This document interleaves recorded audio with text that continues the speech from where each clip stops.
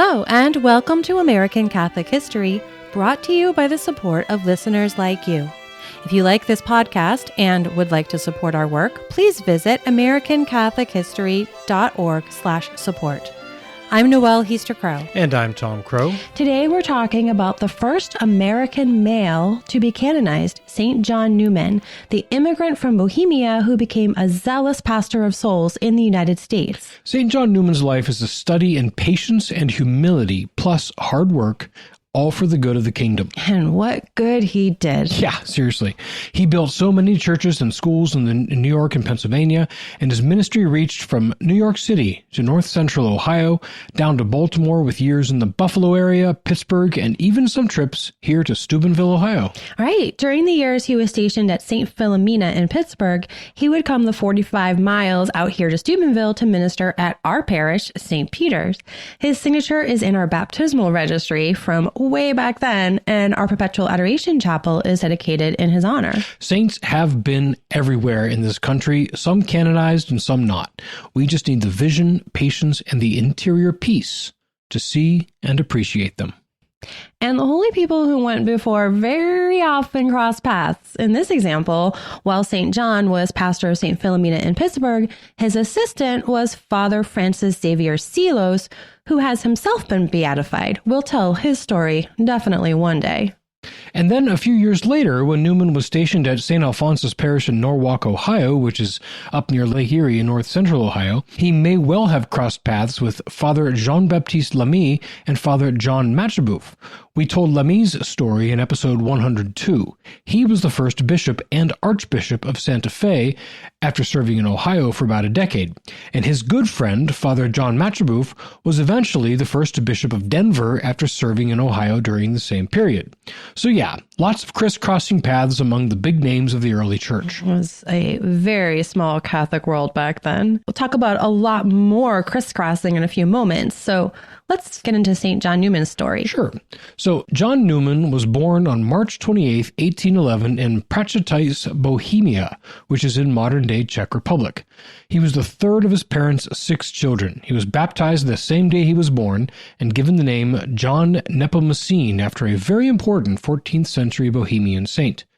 He was a dedicated reader, and his parents allowed him to continue formal schooling after he was 10 years old. Most boys left school at that age and went to work. He completed his schooling at 20 years old in the town of Budweis. Then he had to choose among studying to become a physician, a lawyer, or a priest. He decided to become a physician initially because he liked science better than theology or philosophy, and also because he didn't have any influential persons in his life who would endorse him for seminary studies. His mother, however, recognized that his preference lay in becoming a priest. Don't mess with mama, right? Yeah. So she encouraged him to apply anyhow. He did. And to everyone's surprise, he was accepted. Not to hers. Nope. So he left for seminary in November of 1831, studying for the Diocese of Budweis. Yes, that's the same city that the pale lager beer produced by Anheuser-Busch is named after. In his second year of seminary, he began to read reports from the Leopoldine Society about the dire need for German-speaking priests in the U.S. Now, we'll do an entire episode on the Leopoldine Society at some point, but in short, it was an organization that raised money in Europe to support German Catholics in the United States. Some of that money aided German-speaking priests to emigrate to the U.S. and get set up. He read these reports, and his heart was stirred to go be a missionary in America. This, of course, required him to learn English as well, so he petitioned to be sent to seminary in Prague, a more cosmopolitan city than Budweis. And they have better beer, too. I'm sure the beer actually made in Budweis would be more to your taste than Budweiser. Well, perhaps, but I'm not sure I believe you. We'll just have to go to Budweis and check it out. That is a really good idea. Sounds good. Let's go to the Czech Republic, and then we'll actually go to Prague, too. Now, yeah, and let's not lose our tickets this time. That would be a really good idea. Honeymoon disasters. Anyhow, so... Listeners, we almost didn't make it past day 1 in this marriage. Anyhow, so he went to Prague for his seminary studies, which I understand is a great city, though I didn't go there on my honeymoon. And there he learned French and English. His grades were excellent, and by the time his seminary studies were done, he could converse in Czech, German, English, Italian, Spanish, and French, and he was capable in Greek and Latin. So now, in 1835, he was ready to be ordained and to make his way to the U.S. with the help of the Leopoldine Society. But both of those got tangled up in unfortunate circumstances. First, the Bishop of Budweis got seriously ill, so the ordination was delayed. Then the diocesan leaders decided to cancel his ordination because, well, they already had too many priests. Some priests who had been ordained the year before still lacked assignments. At the same time, the slow pace of communications between Central Europe and the American bishops caused the financial support to become less certain. One supporter had written to the Bishop of Philadelphia, Henry Conwell, about receiving Neumann in that diocese. Eventually, he found out that the need in Philadelphia had been filled, so that opportunity dried up. But another clerical friend encouraged him to write to the bishop of the new diocese of Vincennes, Simon Broutet, who just happened to be in Paris at the time. So he did, as did 3 other German-speaking priests. Of the 4, Neumann's letter never reached Broutet, so he had no chance of being accepted. Bishop Broutet, we should note, is another saintly immigrant bishop who did a lot to form the church in this country. We talked about him in episode 86. Be sure to check it out. During the same time, however, Neumann also had written to another American bishop, John Dubois, the 3rd Bishop of New York. We told Dubois' story in episode 39. He's another one who isn't on the path to sainthood for some reason, because he probably should be. This episode is practically a who's who of great early American bishops, that generation of bishops shortly after John Carroll's days. The only one we really don't talk about is Benedict Joseph Flaget. Who, another one, should be probably on the path to sainthood. Definitely. Yes. And we still got 2 more great bishops to mention. They're going to come up later in the story. Right. But no response had come from Dubois just yet. So with Philadelphia not an option, no responses yet from either Broutet or Dubois, Neumann just decided to board a ship and come over. He was confident that the need was great enough that someone would take him in. But there's 3 factors that need to be stipulated or mentioned here. 1, remember that he wasn't yet ordained. He wasn't even a subdeacon. 2, he hadn't been given dismissorial letters by the Bishop of Budweis, so this is highly irregular. And 3, since he had no letter of acceptance from any American bishop, the Leopoldine Society could not help him financially. He managed to secure just enough money elsewhere, and so in April of 1836, he set sail from Le Havre aboard a massive 3-masted ship called Europa. The voyage took 40 days. A significant number. During that voyage, he read St. Francis de Sales' classic Introduction to the Devout Life and spent a good deal of time practicing his English. He arrived in New York and stepped ashore on Manhattan on June 2nd, the Feast of Corpus Christi, which at the time was still observed on Thursday and not moved to Sunday anywhere. He immediately went to the nearest Catholic church, which was probably venerable Old St. Patrick because it's the one closest those landing piers at Battery Park. The pastor gave him the address of Bishop John Dubois, and Neumann went directly to the bishop's residence. At the time, he had only $1 in his pocket, and the clothes on his back, as threadbare and unkempt as they were the only clothes he had, so he presented quite a sad sight when he arrived at the bishop's residence near St. Patrick's Cathedral on Mott Street. Bishop Dubois was both shocked and ecstatic to see him.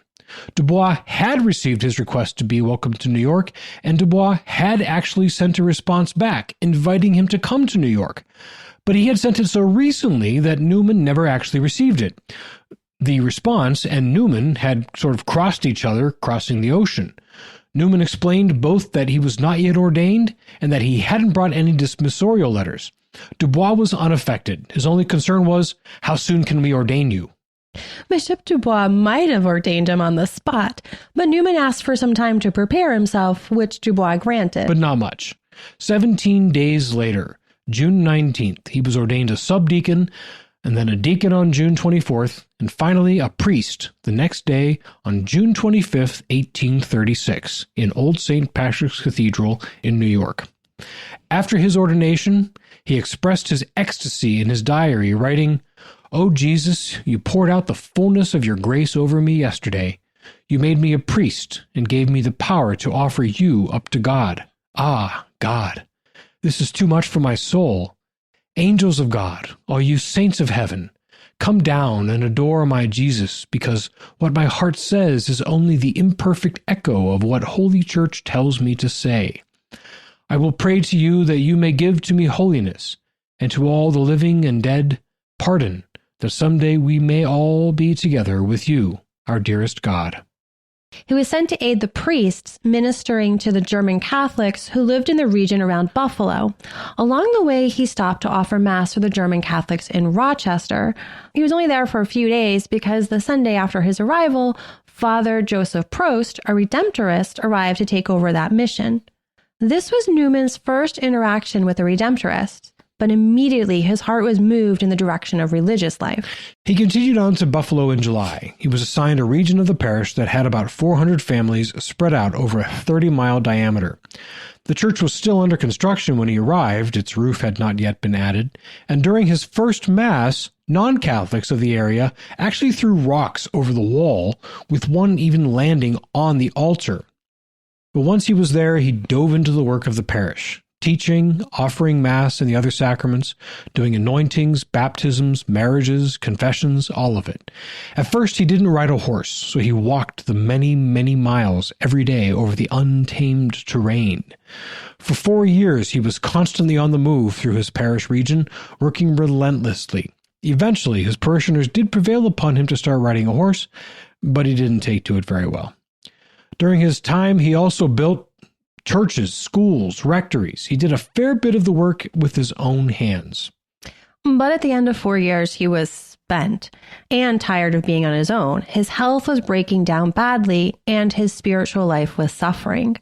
He spoke frequently with his confessor, Father Pax. He talked about his spiritual aridity and his desire for greater fraternity in his priesthood.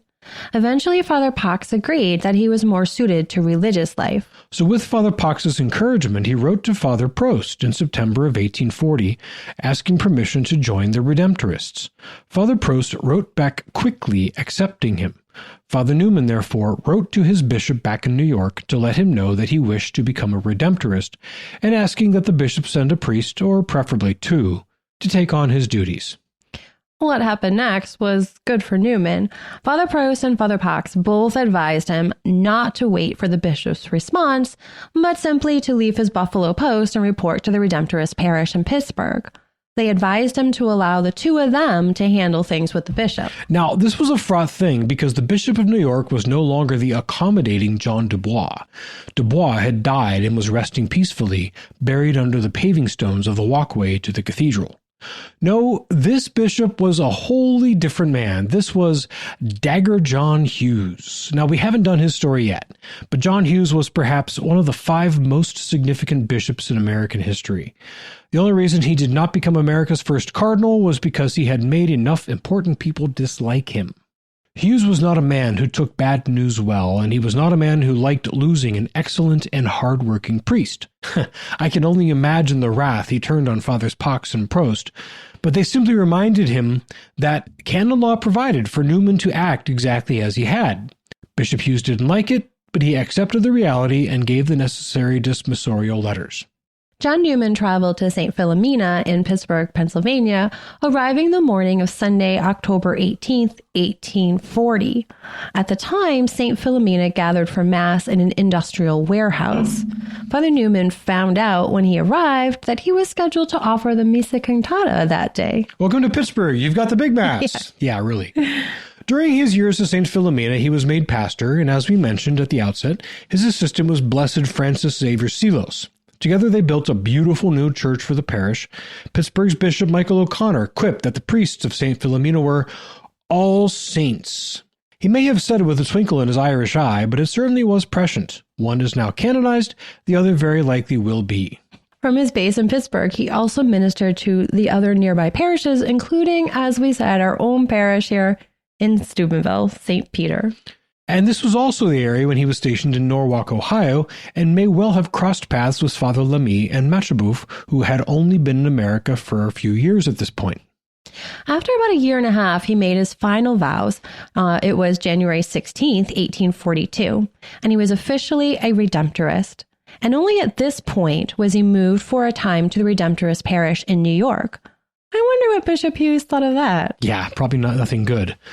Neumann wasn't there long. In 1843 or 1844, he was moved to Baltimore. His reputation for holiness, hard work, and dedication made him such a respected figure within the Redemptorist order that he was elected their superior in the United States in 1847. But the characteristics which made him a great pastor and a great shepherd of souls didn't translate well to being the superior of the order. He disliked the role, and his brothers weren't thrilled with his leadership. So he was only in that role for 3 years, returning, for good he hoped, to parish work. But alas, it was not to be.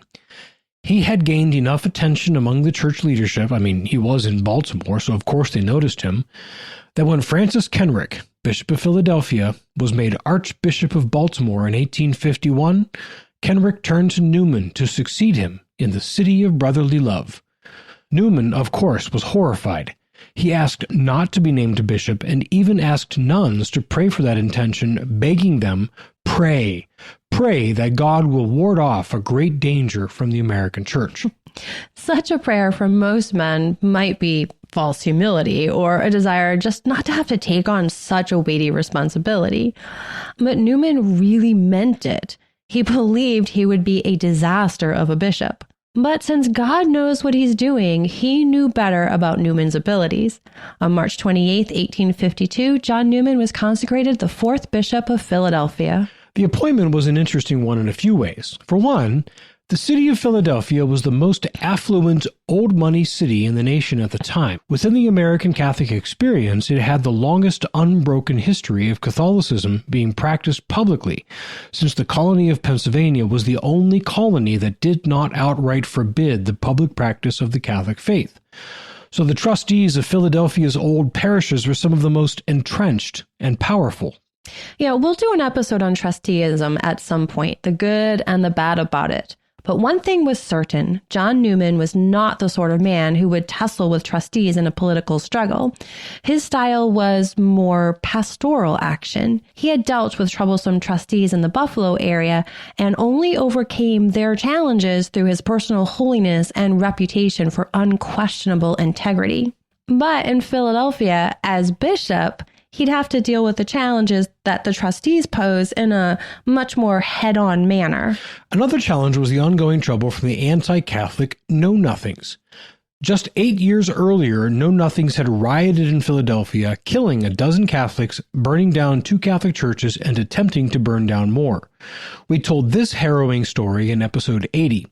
No more rioting of that scale had happened, but the Know-Nothings were still active and influential, and they were very anti-immigrant and anti-Catholic.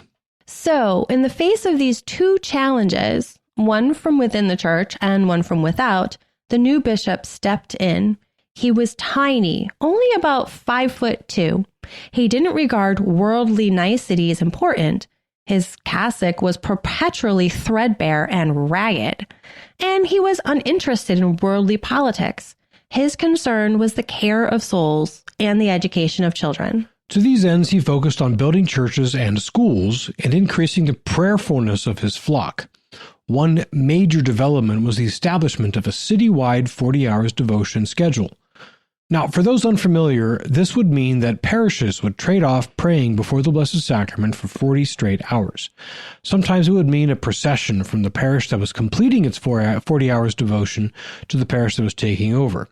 Some in the city, still wary of the anti-Catholic activism that was around there, tried to dissuade him from organizing this. So he took the matter to prayer. Now, he got a sign that he should go ahead with it when, one evening, while working at his desk, he fell asleep in his chair. He awoke, and his candle had burned down and scorched some of the papers on his desk. He was grateful that they hadn't ignited and burned the place down around him. But a voice came to him saying, "As the flames are burning here without consuming or injuring the writing, so shall I pour out my grace in the Blessed Sacrament without prejudice to my honor. Fear no profanation, therefore. Hesitate no longer to carry out your design for my glory." And so the 40 hours devotions began. He also welcomed many women's religious communities into his diocese, and he instituted a new one, the Sisters of St. Francis of Philadelphia. The founding Mother Superior of this order, Maria Anna Bull-Bachmann, was an immigrant from Bavaria, and she was a widow after her husband had been killed by some know-nothings. All of these religious orders opened schools, hospitals, and orphanages in short order. School and church building were so important to him that during his episcopacy, new parish churches were built and opened at the rate of nearly one every month. Insane. I know, seriously. Many were specially dedicated to ethnic groups, since so many Catholics were coming from non-English speaking countries. This allowed them to have their ethnic devotions and festivals, plus confessions and preaching in their own languages. But, of course, Mass and the other rituals of the church were in Latin in every parish, so no matter where you went, the sacraments were the same. One of his greatest landmarks was the great cathedral basilica of St. Peter and Paul. It is a monumental structure, but if you ever visit, notice how there are almost no windows down around the main level of the church. The windows are almost entirely up at the upper part of the wall, and this was intentional. He knew that such a prominent Catholic edifice in such a prominent place in the city would become a target. So to prevent windows from being shattered by anti-Catholic activity, he simply didn't have windows added down where rioters could easily reach them, even with rocks. And as for schools, well, when he arrived, there were just 2 diocesan schools. When he died in 1860, there were 100. With this incredible increase, Philadelphia became the first diocese with its own school system in the country. And he did it all with a marked lack of personal aggrandizement or being whom anyone else thought he should be. He still only had 1 pair of boots. He still wore the tattered cassock. When he received gifts of new vestments, he would regift them to priests or parishes that didn't have any. So it was a terrible shock when he died suddenly on January 5th, 1860. The exact cause of death isn't known. Some say heart attack, some say stroke. But what happened was simple. He was running errands around town on foot, and he simply collapsed in the street. His health had been fragile for some time, and he had spent himself so severely that it could have been any number of things. He was buried in the crypt of the Redemptorist parish of St. Peter in Philadelphia. The crypt at the time had a dirt floor and wasn't intended for a large number of pilgrims. Well, the people made their thoughts on that matter crystal clear. The priests in charge at St. Peter attempted to keep to a minimum the people making pilgrimages to his tomb, but they just wouldn't cooperate. Good for them. The people knew his sanctity and desired to pray near his remains. The priests insisted you should pray for him, not to him. And there is some wisdom in that. But when such a mass of faithful so ardently honor a man with such obvious sanctity, well, that says something. Indeed it does. As the pilgrims kept coming, the crypt was improved enough for pilgrims to visit more comfortably. And as the cause proceeded toward the inevitable canonization, it was renovated into a beautiful shrine. His body, which is not incorrupt, is in a glass sarcophagus under the altar, clad in mass vestments with a wax mask covering his face. But even with that, it took many years for his cause to open. He wasn't declared venerable for 61 years. Benedict XV did that in 1921. Then he was beatified during the Second Vatican Council in 1963, and finally he was canonized by Pope St. Paul VI in 1977. In his sermon during the canonization Mass, the Pope said of the new saint, "John Neumann bore the image of Christ. He experienced in his innermost being the need to proclaim by word and example the wisdom and power of God, and to preach the crucified Christ. And in the Passion of the Lord he found strength and the inspiration of his ministry. Passio Christi confortum me. Passion of Christ, comfort me." The Passion of Christ and the Eucharist were truly John Nepomucene Neumann's comforts in this life. May we all learn to take that same comfort no matter what challenges may confront us. St. John Neumann, pray for us. Pray for us. This has been American Catholic History. If you enjoy American Catholic History, please become a supporter. We've got great perks for supporters. Get information on how to become a supporter and the perks at americanCatholicHistory.org/support. Also on our website, sign up for our newsletter, learn more about today's topic, see about our pilgrimages, and find other great stories from American Catholic history. We also love the great reviews our listeners leave. Those and the 5-star ratings help others find us. You can email us feedback, questions, tips for episode topics, or other comments at feedback@AmericanCatholicHistory.org. You can find us on Facebook at facebook.com/American Catholic History, on Instagram at ACH_podcast, and follow us on Twitter at ACH1513. I'm Noelle Heaster-Crow. And I'm Tom Crow. Thank you once again for joining us on American Catholic History, made possible by listeners like you.